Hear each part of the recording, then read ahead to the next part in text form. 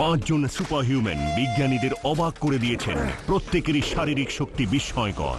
এইভাবেই তৈরি হয় সুপার হিউম্যান, মানে নিজের করার ক্ষমতার অধিক চেষ্টা করা এবং দেখা যে আমার ক্ষমতা ঠিক কতটা। বাংলাদেশ থেকে আসা শক্তিশালী পায়ের martial artist Mac Yuri. Mac ইউরির ব্যাপারে একটাই কথা মাথায় আসে, মানব দেহের অসাধারণ উদাহরণ। মানুষের পায়ের হাড় বেসবল ব্যাটের কাছে হার মানবে?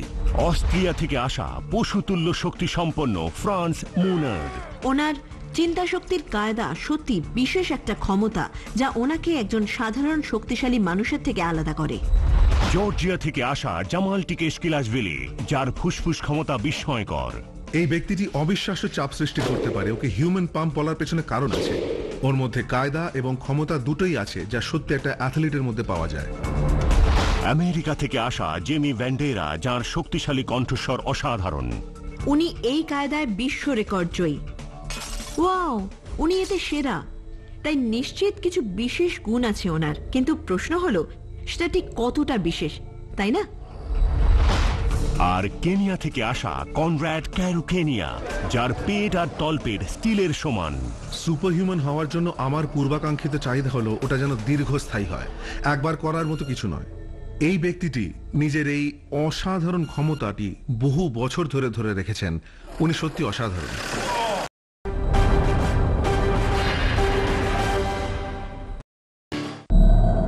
এমনটা বাড়িতে করার চেষ্টা করবেন না।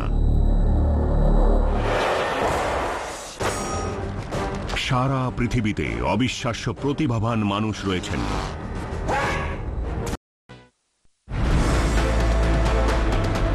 ডক্টর রাহুল জান্দিয়াল শক্তির দিক দিয়ে এবার তৃতীয় সুপার হিউম্যানকে দেখবেন, যার অসাধারণ পায়ের জোর এই গ্রহের অন্যতম শক্তিশালী পদাঘাত করতে সক্ষম।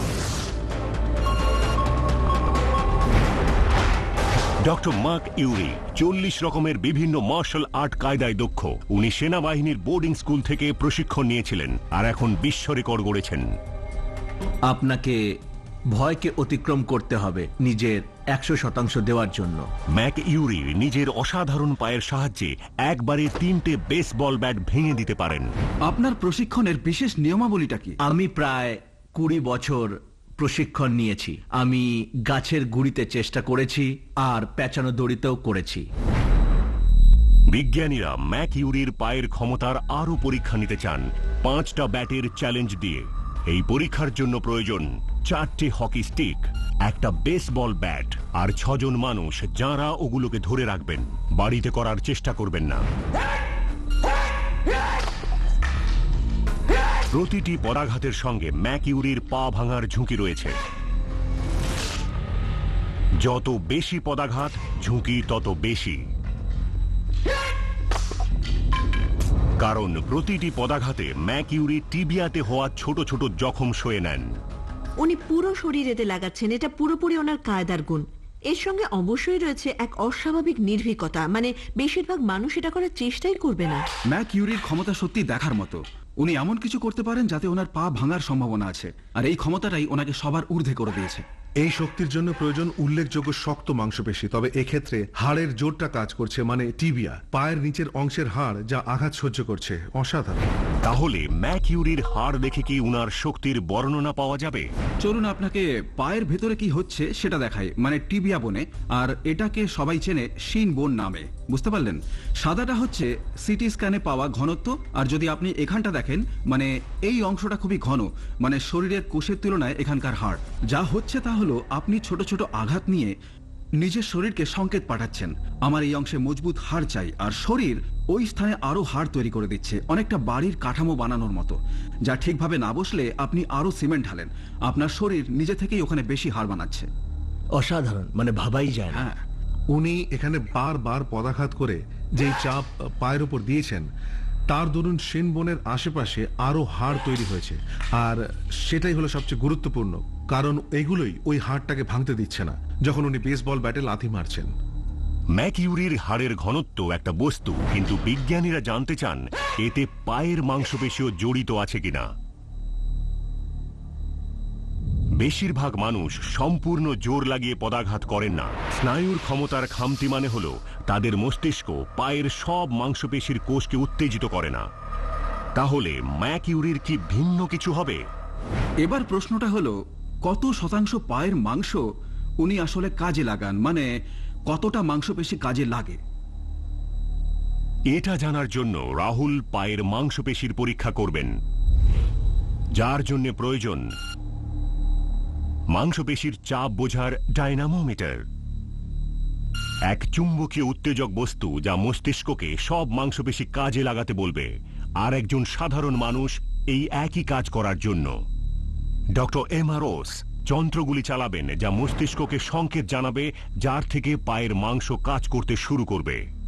আমরা এবার চুম্বকীয় উত্তেজক যন্ত্র ব্যবহার করব, ওটাকে আপনার মাথায় রাখবো, আর আপনি যখন সম্পূর্ণ জোর প্রয়োগ করবেন তখন দেখব কতটা মাংসপেশি কাজ করে।